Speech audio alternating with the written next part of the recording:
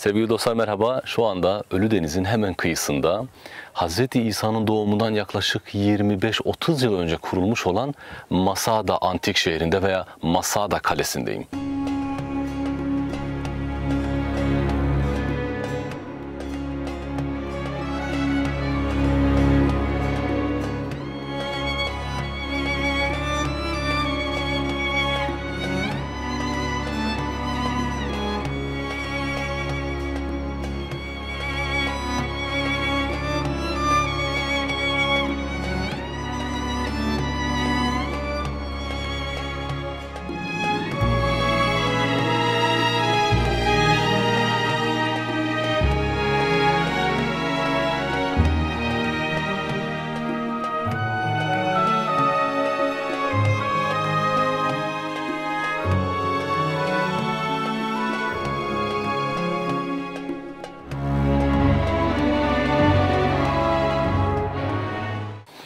Şehir de denebilir çünkü bir dönem o amaçla kullanılıyor ama daha çok paranoyak ve deli kral olarak da bilinen Herod'un kaçıp saklandığı veya kendisini en güvende hissettiği şehirdeyim.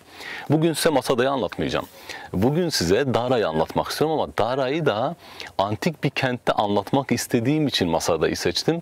Başka bir gün uzun uzadıya Masada'yı, Masada'nın bu bölge tarihi için önemini, burada yaşanan dramatik olayların hepsini size anlatacağım. Ama önce bir Dara'ya konuşalım. Dara, Mezopotamya'nın Efes'i olarak zikredilen, Mezopotamya'nın kayıp Efes'i, bilinmeyen Efes'i olarak zannedilen ve kabul gören Dara'dan ve birebir kazılarına katılma keyfine eriştiğim bu keyifli şehri anlatacağım. Ama Dara'yı anlatmadan önce Mezopotamya'da 2000 yıldan beri bildiğimiz Profesör Doktor Hayat Erkanal'ın kazılarını yürüttüğü Gırnavas, Peter Festen'in yine Telmozan'da yaptığı kazılardan bilgi edindiğimiz Nabula ya da Naşipina veya daha sonra Nisibis, daha sonra Nasibeyn ve Nusaybin olan şehir üzerinden Dara'yı anlatmak bence daha doğru. Neden diye soracak olursanız da bunun nedeni Sasani ordularıyla Roma İmparatorluğu'nun tampon bölgesinde yer almış olması. Nusaybin'i şöyle düşünün, Hz. Süleyman döneminde kuzeyden toplanan vergilerin toplandığı, biriktiği ve güvenli bir kervanla Kudüs'e kadar geldiği bölge Nusaybin'di. Yani orada bir hazine evi vardı, o hazine evinde vergiler toplanır, ondan sonra Kudüs'e doğru yola çıkardı. Asurlara baktığınızda Nisibis, Temanit kavminin ya da kabilesinin bu Arami toplumunun atalarından biri olan kavimdir. Onların başkenti olduğunu görüyorsunuz. Büyük İskender bölgeye geldiğinde Nisibis'i Kuzey Mezopotamya'nın başkenti ilan ediyor. 13. yüzyıl coğrafyacılarına bakın. Mesela Kuzey Mezopotamya'ya El Cezire derler. Dicle Fırat ve Dicle Fırat'ı besleyen kolların o bereketli topraklara bahşettiği o verimlilikten dolayı o isimle zikrederler.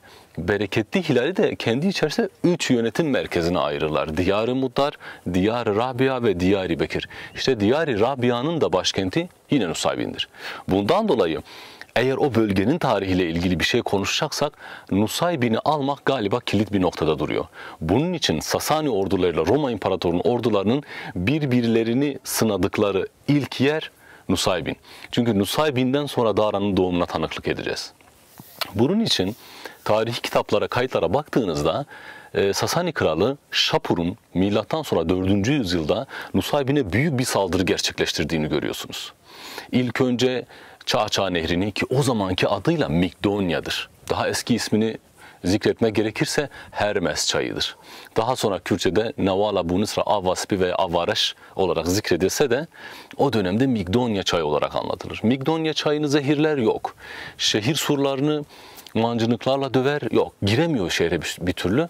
En son şu kararı alır. Der ki eğer ben Migdonya çayının yönünü değiştirirsem ve önünde büyük bir baraj inşa edersem, daha sonra bu barajı kendi kontrolümle yıkarsam o büyük sular Nuh'un tufanı misali Nisibis şehrinin ya da Nasibeyn şehrinin sur duvarlarını yıkar ve şehre girerim.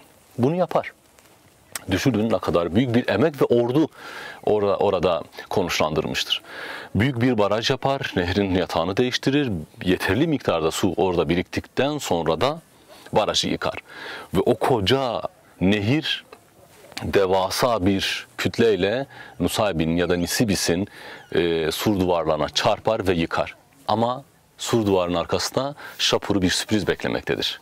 Tarihin en büyük filozoflarından biri, hatta Mor Evgin'e göre Hazreti İsa'nın soyundan geldiğine inanılan Mor Yakup ve Mor Yakup okulu örgütlenmiştir ve halkı örgütlemiştir. Şapur'un inşa etmekte olduğu baraja karşın şehrin sur duvarlarının arkasına ikinci bir sur duvarı daha inşa etmişlerdir.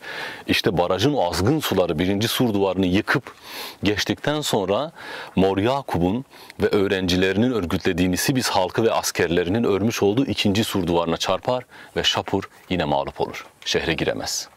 Mor Yakup hatta bununla yetinmez. Yine rivayet edilir ki sur duvarların üstüne çıkar, dualar ve ilahiler okur, sinekler ve sivrisinekler gelir, Şapur'un ordusundaki develer, atlar ve fillerin burunlarına girer, kulaklarından çıkar, onları delirtir ve oradaki öncü, yok edici gücün dağılmasına vesile olur. Şapur çok sinirlenir, bir adım geri çekilir ama bu Nisibis'e karşı saldırısının sonu veya sonuncusu olduğu anlamına gelmez.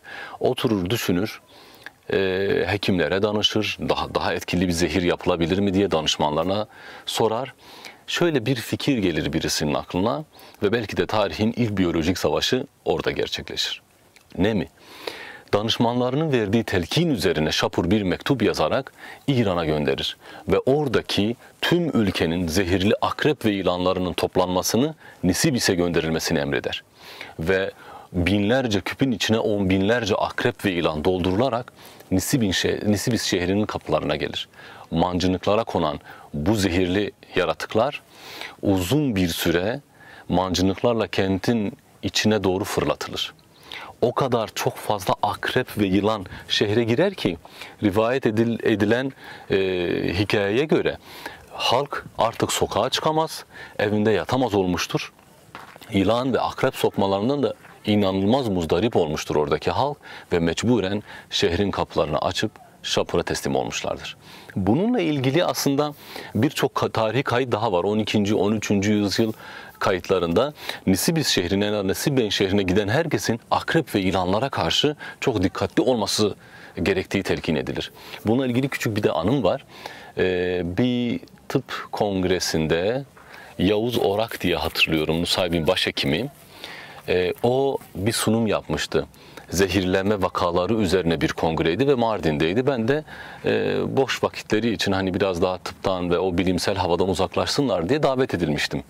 Dara'yı, Kuzey Mezopotamya arkeolojisini anlatayım diye. Benden sonraki sunum Yavuz Hoca'nın sunumuydu ve Yavuz Hoca Nusaybin'deki akrep ve yılan sokmalarıyla ilgili bir çalışma yapmıştı. Benim sunumumdan sonra bu hikayeyi de dinledikten sonra o kongrede ya Mesut Hocam biliyor musun dedi, bizim yaptığımız testlerde 10 akrep ve yılan türünden, ya daha doğrusu daha çok yılan üzerinden konuşuyordu o dönemde. Yılan türünün yaklaşık 6-7 tanesi yabancı tür olarak tespit edildi. Yani Nusaybin veya o bölgeden gelen bir yılan türü olmadığı anlaşıldı demişti bana. Bu da aslında efsane ve mitoloji ya da efsane ve tarihin birbiriyle ne kadar örtüşebileceğine dair çok keyifli bir örnekti benim için. Biz gelelim Roma'ya ve Nisibis'in düşüşüne.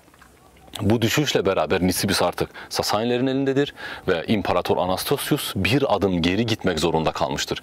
Eğer o bölgeye giderseniz veya Google Maps'ten yukarıdan bakarsanız Nusaybin ve Mardin arasında birkaç tane küçük vadi olduğunu görürsünüz. Bunlardan biri Omeryan bölgesine gider. Bir tanesi Stilile ya da Akarsu dediğimiz alanı teşkil eder. Bir diğeri de Navala Kurdise'dir. Kordis Vadisi. 2000 yıldır kayıtlı olarak bildiğimiz ve ismi değişmeyen Navala Kurdise ve Kordis Vadisi. İşte bu Kordis Vadisi'nin ağzında devasa bir garnizon şehir inşa etmeyi planlar ve bununla ilgili inanılmaz bir bütçe ayırarak Diyarbakır Piskopos'una gönderilir bu para ve Diyarbakır Piskopos'unun kontrolünde Dara'da büyük bir şehir veya garnizon faaliyeti başlar.